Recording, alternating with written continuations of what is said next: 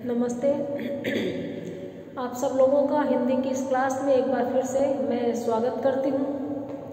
BA part second के second paper में हम लोगों ने एकांकी की पुस्तक को लगभग खत्म कर दिया है, यानी 10 में से 9 एकांकी हमने क्लास में कर लिए। क्लास में करने का मतलब हमने उस पर वीडियो के माध्यम से पढ़ाई कर ली। अगर आप लगातार देख रहे हैं तो आप समझ रहे हैं कि मैं क्या कह रही हूँ। एक एक एकांकी को 8-8, 10-10 भागों के माध्यम से महत्वपूर्ण गद्यांशों की व्याख्या करने के उद्देश्य से आपके सामने रखा गया है। प्रत्येक एकांकी के अति लघु उत्तरात्मक प्रश्न, निबंधात्मक प्रश्न और व्याख्या की तो खैर मैं बात कर ही चुकी। हम लोगों ने पड़ताल की है, देखा है, समझा है।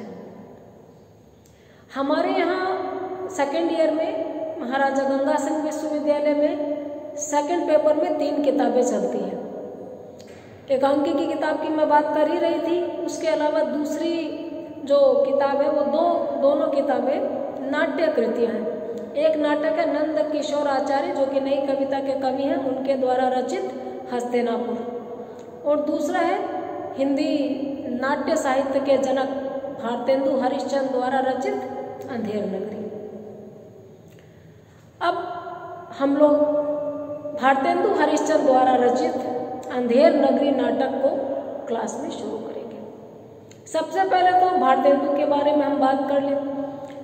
आप लोगों को मैं याद दिला दूं कि सबसे पहले जो वीडियोस मैंने जुलाई में डालने शुरू किए थे उसमें भारतेंदु के परिचय को लेकर मैं विस्तार से चर्चा कर चुकी।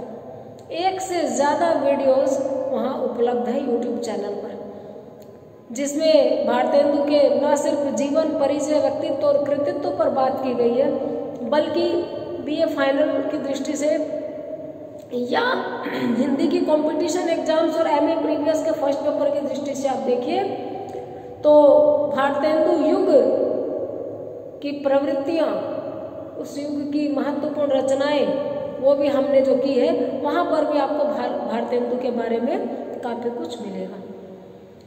फिलहाल मैं इतना ही संक्षेप में कहना चाहूँगी कि 1850 में उनका जन्म हुआ था। 9 सितंबर 1850 को भारतेंदु का जन्म हुआ था। 50 और 85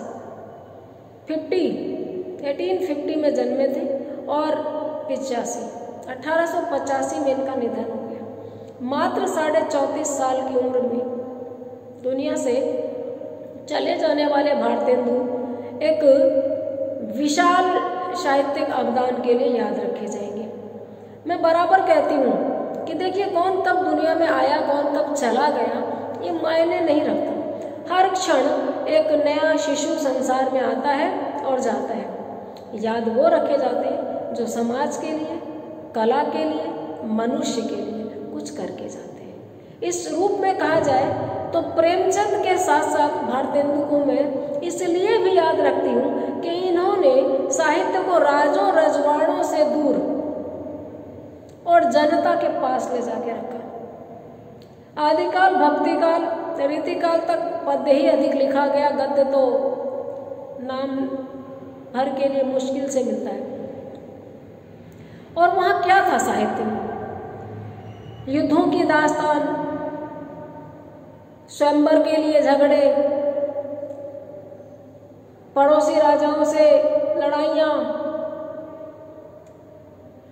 या फिर हारे को हरिनाम, ईश्वर भक्ति, और फिर दरबारी काव्य, जिसकी खाए बाजरी उसकी बजाय हाजरी, जिस राजा ने आश्रय दिया उस राजा को कर्ण से दानी बताना, भीम से बलि बताना, कामदेव से सुंदर बताना, और स्त्री स्वकीय, परकीय, सामान्य, पुरोषित पति का, नवोढ़ा, मुग्धा, खंडिता, अभिसारिका, शुक्लाभिसारिका, कृष्णाभिसारिका, यही बची थी। कहाँ थी जनता? कहाँ था आम आदमी? गुलामी की पीड़ा, स्त्री की वेदना का चित्रण, बच्चों के मन का कोना झांकना, ये सब 2 लोगों के साहित्य में शुरू में अंगड़ाई लेना शुरू होता है। और अब तो खैर बहुत प्रौढ़ साहित्य इस मामले में हमें मिल जाता है। तो प्रेमचंद कथा और उपन्यास के माध्यम से लेके आए, भारतेंदु नाटक के माध्यम से लेकर आए, निबंध के माध्यम से लेकर आए। भारतेंदु युग यूं ही हिंदी साहित्य का पहला ऐसा युग है जिसको आधुनिक काल का प्रवेश द्वार कहा जाता है। आधुनिक काल के कई उपभेद हैं, भारतेंदु युग, द्विवेदी युग, छायावाद, प्रगतिवाद, प्रयोगवाद, नई कविता, साठोत्तरी कविता, समकालीन कविता। तो अब देखिए हम कॉलेज में आएंगे तो जिधर से सबसे पहला कदम कॉलेज में रखेंगे वो मेन गेट है। तो आधुनिक काल में आने के लिए सबसे पहले भारतेंदु युग से होकर आना पड़ता है, और आधुनिक काल का दूसरा नाम गद्य काल है। तो गद्य की समस्त विधाओं का जो प्रारंभ है वो भी भारतेंदु युग में हुआ, और जीवन की नवीन विचारधाराओं का उन्नयन, प्रस्फुटन भी इसी युग में हुआ। चाहे वो अंग्रेजों के दमन के खिलाफ लिख रहा हूँ, अंग्रेज राज सुख साज सबे सब भारी, पैदल विदेश चले जाते हैं अति ख्वारी। ठीक है, अच्छा राज कर रहे हैं, लेकिन इनकी जो कमियां हैं वो हम बताएंगे। राजाश्रय का आरोप इन पर लगता है, लेकिन मैं बता चुकी हूँ कि इसके पीछे इनका तर्क क्या था। तो एक तो नवीन गद्य विधाओं का विकास भारतेंदु साथ में लेके आए, और दूसरा नवीन उद्भावनाएं। खड़ी बोली में पहली बार साहित्य सृजन भारतेंदु युग में हुआ। शुक्ल जी अपनी पुस्तक में पूछते हैं कि इतनी नवीन दृष्टि से संपन्न और भारतेंदु ने सबसे पहले नाटक का सृजन क्यों किया। मैं ये सोचता हूँ इसका जवाब हिंदी साहित्य में संवेदना का विकास नाम की साहित्य पुस्तक में डॉक्टर रामस्वरूप चतुर्वेदी ने दिया है कि वह व्यक्ति जो समाज को आगे लेकर चलना चाहता था, वह व्यक्ति जो समाज में सबको साथ देखना चाहता था, वह व्यक्ति जिसके सपने में भारत की एकता थी, वह नाटक सबसे पहले नहीं लिखता तो क्या लिखता। कविता और कहानी अकेले की विधा है, लिख ली तकिए के नीचे रख दी, लेकिन एक तो नाटक दृश्य काव्य है और दूसरा ये अकेले की बात नहीं है। जब आप दृश्य काव्य लिख रहे हो तो उसका मंचन होगा। मंचन में आपको बहुत तरह के लोगों की जरूरत पड़ेगी समाज में। पेशे के रूप में देखिए तो हलवाई से लेकर नाई तक चाहिए, भाषाओं में भी आपको बहुभाषी लोग चाहिए, बहुत तरीके के लोग चाहिए। तो एक मंच पर बहुत सारे लोगों को लाने के लिए और एक संदेश देने के लिए नाटक से सुंदर विधा क्या हो सकती थी। ये रामचंद्र शुक्ल के जवाब को आचार्य डॉक्टर रामस्वरूप चतुर्वेदी ने दिया है। हिंदी साहित्य के इतिहास की उनकी पुस्तक है हिंदी साहित्य और संवेदना का विकास। हम लोग बात करते हैं हमारी पाठ्य पुस्तक में चलने वाले इनके नाटक अंधेर नगरी की। अंधेर नगरी, चौपट राजा, टके शेर खाजी भाजी, टके शेर खाजा, ये भी इनका नाम, चौपट राजा तक नाम दिया जाता है। कई लोग बोलते हैं अंधेर नगरी चौपट राजा, आधा ट और उसमें पूरा ट। क्या है इसमें? मुझे ताज्जुब होता है जब मैं इस नाटक को आज भी पढ़ती हूँ, दुख भी होता है कि आज भी प्रासंगिक है। ऐसे नाटक काश प्रासंगिक न रहे, हम इनको काल्पनिक समझ लें या पुराने जमाने का समझ लें तो अधिक श्रेयस्कर होगा। लेकिन दुख की बात है, ऐसा होता नहीं है। एक उज्जड राजा, एक जिद्दी राजा, एक विवेकहीन राजा, एक मूर्ख शासक कैसे अपनी प्रजा को त्रस्त रखता है, कैसे लोगों के बीच में हास्य का वो कारण बनता है और कैसे उसकी प्रजा उसके राज में संत्रस्त रहती है, कांपती रहती है, विकास के नाम पर विनाश को झेलती है, न्याय के नाम पर अन्याय को झेलती है। इसका संपूर्ण चित्रण इस नाटक में उन्होंने कर दिया है। और क्या ही गजब शैली में, किसी को नहीं बख्शा गया। एक गुरुजी हैं, संक्षिप्त कथानक बता दूं, उनके दो शिष्य हैं। दोनों चेलों के साथ में गुरुजी रमता जोगी बहता पानी बन के फिरते रहते थे। घूमते फिरते एक दिन अचानक एक बहुत खूबसूरत नगर के प्रारंभ में आकर रुके। गुरुजी ने कहा, नगर तो बड़ा सुरम्य सुंदर दिख रहा है, जाओ तनिक देखो कैसी प्रजा, भिक्षा उक्षा मांग लो तो लड्डू गोपाल का भोग लगे और हम भी खाएं। एक शिष्य बाएं जाता है, एक शिष्य दाएं जाता है। गोवर्धन दास और नारायण दो शिष्य। गोवर्धन दास एक दिशा में जाता है, नारायण दूसरी दिशा में। जिधर गोवर्धन दास जाता है उधर मार्केट सजा हुआ है, हाट बाजार लगा हुआ है। धनिया की पत्ती पूछता है तो वो भी टके सिर, पुदीना भी टके सिर, पालक भी टके सिर, यानी भाजी। खाजा यानी एक गया में बिहार में एक प्रसिद्ध मिठाई का नाम है खाजा। इसको मिठाइयों का प्रतिनिधि समझिए कि लड्डू भी टके सिर, जलेबी भी टके सिर, इमरती भी टके सिर, बूंदी भी टके सिर, सोहन हलवा भी टके सिर। उधर ड्राई फ्रूट किशमिश भी टके सिर, काजू भी टके सिर।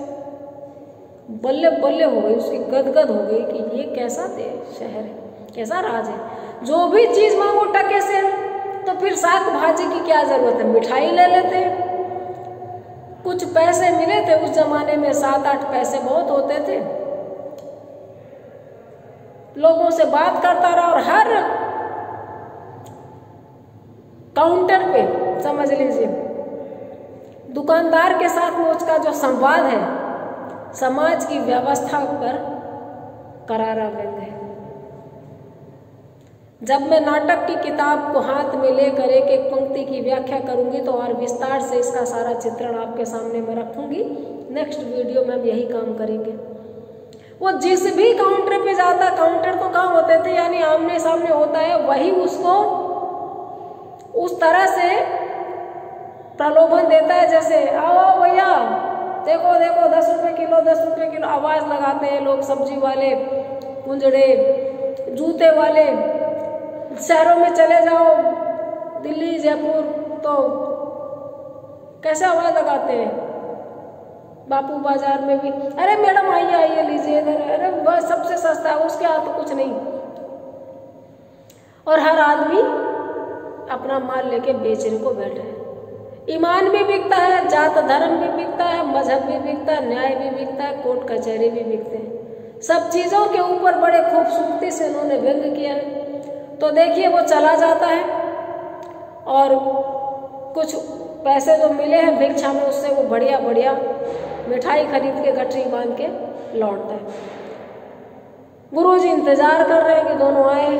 उधर से नारायण आया खाली हाथ, इधर से गोवर्धन दास आया। तो गुरुजी ने देखा अच्छा खासा सामान लाए हो, लगता है इस नगर के लोग बड़े धर्मात्मा हैं। तो चेला कहता है धर्मात्मा नहीं, मुझे तो तेज या मूर्ख चालू पड़ते।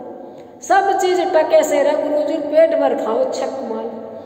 गुरुजी को डाउट हो जाता है, संदेह हो जाता है। कहते हैं जहां पर हर चीज की कीमत एक जैसी हो, उसके गुण धर्म के आधार पर कोई फर्क ही नहीं हो, उस जगह रहना नहीं चाहिए। बहुत खतरनाक जगह। देखिए बड़ा सांकेतिक वाक्य है कि जहाँ कला की कदर नहीं होती हो, चीजों की कदर नहीं होती हो, सब धन 22 पसेरी समझा जाए, वहां रहने से बचना चाहिए। हम लोग तो यहाँ से जाएंगे और मैं कहता हूँ तू भी चल। गुरुजी कहते हैं कि तू भी चल, क्या करेगा यहाँ रह के। लेकिन चेला मानता नहीं है। गोवर्धन दास लोभ में आ चुका है। उसको लगता है कि पूरी उम्र फाका कशी करते रहेंगे, ऐसे ही मर जाएंगे। पहली बार तो घूमते घूमते ऐसा शहर हाथ लगा है जहां पर पेट भर के छक करके खाने को मिलेगा। बोलता है गुरुजी आपको जाना हो तो जाइए, मैं तो यहाँ रुकूंगा। गुरुजी नारायण दास के साथ जाने लगते हैं और इसको बोलते हैं बेटा पछताएगा। ये वो जगह है जहाँ तेरा गुरु नहीं रह रहा है तो तुझे नहीं रहना चाहिए। नहीं मानता गोवर्धन दास। तो कहते हैं कि ठीक है मजे कर, कोई मुसीबत आए तो गुरु को याद कर लेना, और वो चले जाते हैं। नारायण दास आराम से खा पी रहा है। अचानक घटनाक्रम बदलता है। उन बदलती हुई घटनाओं से मुतमईन निश्चिंत गोवर्धन दास अलग चल रहे हैं। इधर राजा के दरबार में एक केस आया कि एक बकरी मर गई। बकरी के मालिक को बहुत दुख है कि उसकी बकरी मर गई,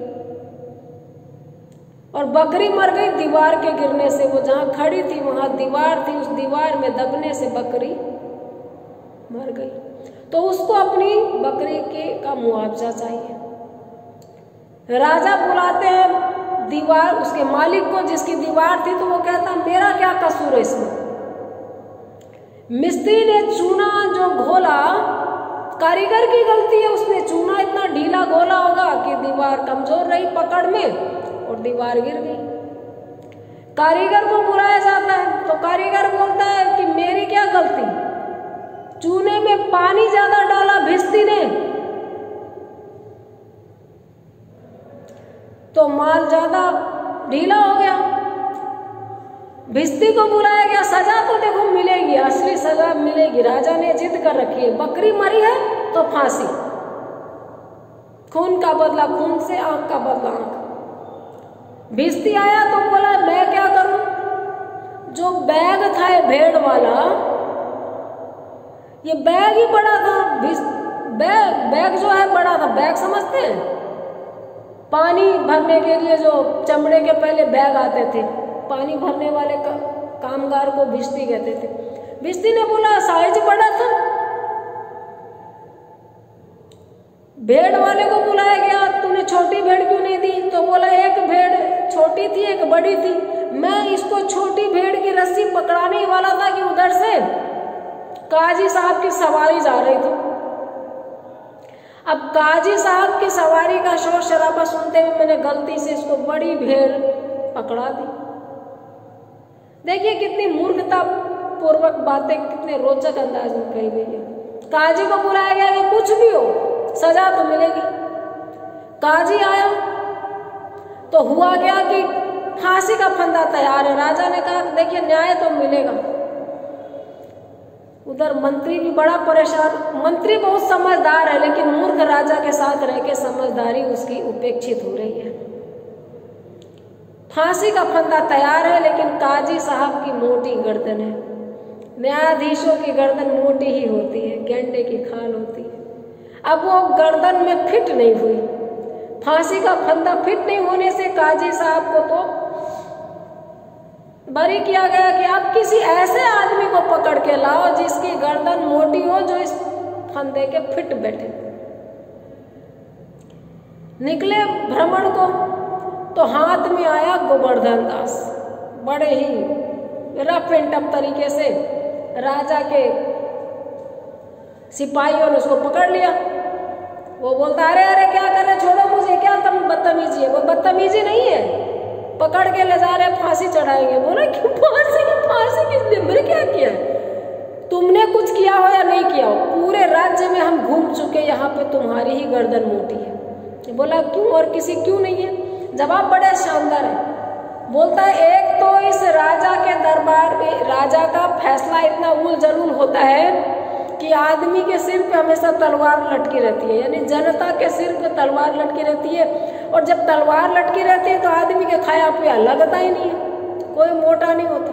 और दूसरा तुम ठहरे परदेसी, बाहर के जान पड़ते हो, क्या बिगाड़ लोगे, क्या करोगे, अपने लोगों को फंसाएंगे, पूरा भला बनना पड़ेगा। तो चलो तुम्हारी गर्दन साइज की। अब देखिए हराम का खाने से इसकी गर्दन मोटी हो गई थी। आप समझिए वो लोग मेहनत का खा रहे थे और डर डर के रह रहे थे। गुरुजी ने कहा था कि बेटा ऐसा नहीं कर, लालच की वजह से हबड़ हबड़ जो खा रहा था गर्दन मोटा गई। जबरदस्ती घसीट कर चेले को ले जाने लगी पुलिस। अब फांसी का फंदा रेडी है, राजा आ गया, मंत्री आ गया, सभासद आ गए, पब्लिक खड़ी है और इसको चढ़ा दिया गया। अब वो रोता है, पछताता है कि गुरुजी ने सही कहा था मुझे। अचानक याद आ गया गुरुजी, उन्होंने कहा था कि मुसीबत आए तो मुझे याद करना। और जैसे ही संकेतिक है कि मन में स्मरण करना, जैसे इसने याद किया नारायण नारायण प्रभु प्रभु करते गुरुजी प्रकट हो। देखे तो गोवर्धन दास फांसी के फंदे पे। बोला क्या हुआ चेला, बोला मेरे को शरण ले लो। उतारा गया, गोवर्धन दास उनके पैरों में गिरा और उसको सारी बात समझाई। गुरुजी समझ गए सारी बात और उसके कान में कुछ फुसफुस आया और चेले के साथ लड़ने लगे। चेला कहता गुरुजी मैं फांसी पे चढ़ूंगा। गुरुजी कहते नहीं मैं गुरु हूं, तू कैसे चढ़ेगा। चेला कहता नहीं गुरुजी मैं आपसे छोटा हूं, ऐसा नहीं होना चाहिए कि आप फांसी पे चढ़े। गुरुजी कहते नहीं बेटा मैं बड़ा हूं, मैं बड़ा बूढ़ा हो गया हूं, मेरी उम्र हो गई है, तुम अभी और धर्म कर्म कर लेना। मैं वैसे भी गुरु हूं तो मेरा मोक्ष का ज्यादा अधिकार है। राजा इन दोनों की हिल हुज्जत देखकर गुस्सा हो गया। क्या बदतमीजी लगा रखी है, बताओ क्या बात, असली बात बताओ, राज क्या है? बोला नहीं कोई बात है। बोला नहीं बताओ बात क्या है, फांसी पे चढ़ने के लिए लड़ रहे हो तुम लोग, असली बात बताओ नहीं तो मारूंगा। तो गुरु कहता है कि ये ऐसा है, इस मुहूर्त में अभी इस साहित्य में जो मरेगा वो सीधा बैकुंठ जाएगा, उसको आवागमन के चक्कर से मुक्ति मिल जाएगी, मोक्ष प्राप्त हो जाएगा। तो मैं कह रहा हूं कि मैं फांसी चढ़ जाता हूं, मुझे मोक्ष मिलेगा। और चेला कहता है कि नहीं। राजा कहता है तुम दोनों को नहीं, चलो साइड हटो दोनों, मैं राजा हूं, सबसे पहले मोक्ष मुझे मिलना चाहिए। और ये कह के राजा फांसी पे चढ़ जाता है। नाटक खत्म हो जाता है। और इस नाटक की समाप्ति के साथ में बहुत सारे प्रश्न उठते हैं। लाइन बाय लाइन में क्लास में करवाऊंगी। मेरे लिए क्लासरूम ही है, मैं जहाँ खड़ी हूँ वहाँ बोर्ड लगा है, वहाँ फर्नीचर रखा है, टेबल कुर्सी आप लोगों के लिए। तो इस क्लास में खड़े होकर मैं उस नाटक को पूरा करवाऊंगी, एक एक प्रश्न का उत्तर दूंगी। फिलहाल यही समझ लीजिए कि मूर्ख और अन्यायी राजा के राज में प्रजा दुखी रहती है और किसी भी गुण की कोई कदर नहीं होती। न्याय के नाम पर अव्यवस्था फैली रहती है। भारतेंदु ने इस नाटक को लिखकर हिंदी साहित्य को एक अमूल्य देन दी है। यह उनके कुछ चुनिंदा नाटकों में से एक है। 1880 में इस नाटक को उन्होंने लिखा था और एक ही सिटिंग में, एक ही बार में नाटक उन्होंने पूरा कर लिया था। इस नाटक को लेकर के विस्तृत चर्चा गद्यांशों की व्याख्या के माध्यम से हम नेक्स्ट वीडियो में करेंगे। तब तक देखते रहिए, बने रहिए। Have a nice day.